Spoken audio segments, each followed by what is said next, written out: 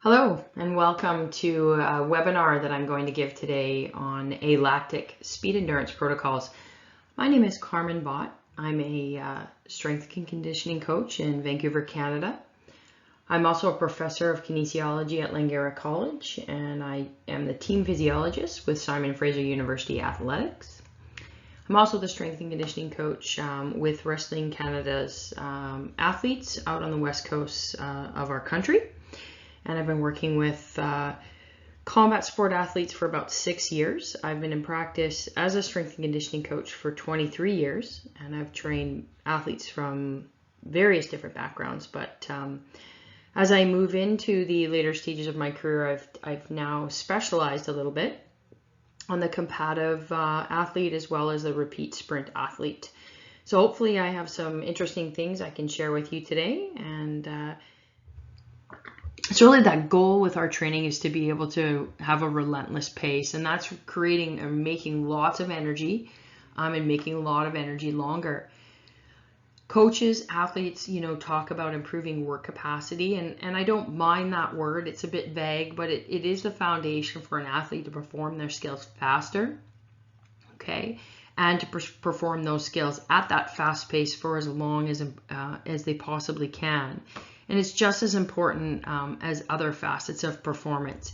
It is a mistake to only increase an athlete's ability to generate force or their strength. It's missing a big piece of the puzzle. So conditioning work capacity is more than just training the heart. It's more than just the cardiovascular side of things. That's only half of the puzzle.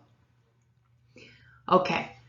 So special endurance, what is it? Well, when we employ it, what I will tell you is that the mitochondrial content, which is directly related to oxidative ability, improves. It can go up 2 times.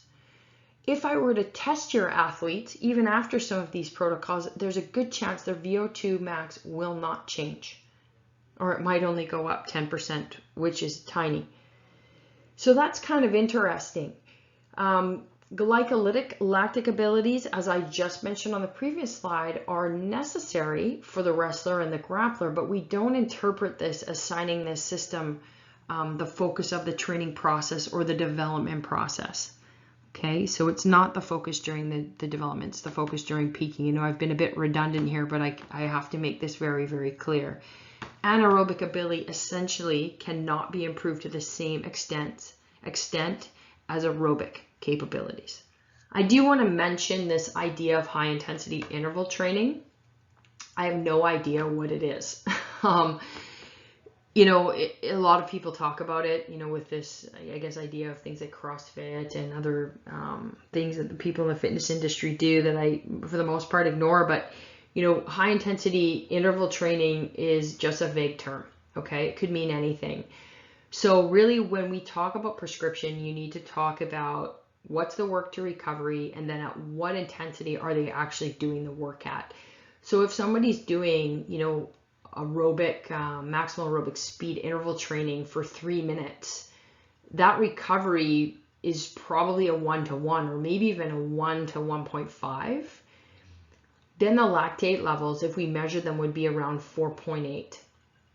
If I change that to a 2-to-1 work to rest, so say I went 3 minutes at my maximal aerobic speed and I only recovered for 1.5 minutes, you can see that the lactate has doubled. And we're going to start acting like a coach, and I'll start with a little quote here. The most rational path is a sensible and progressive, non-linear load selection over the long term, whilst observing individual differences. This is the best strategy for the organism, or the human, to adapt to several stimuli, ensuring a chronic effect.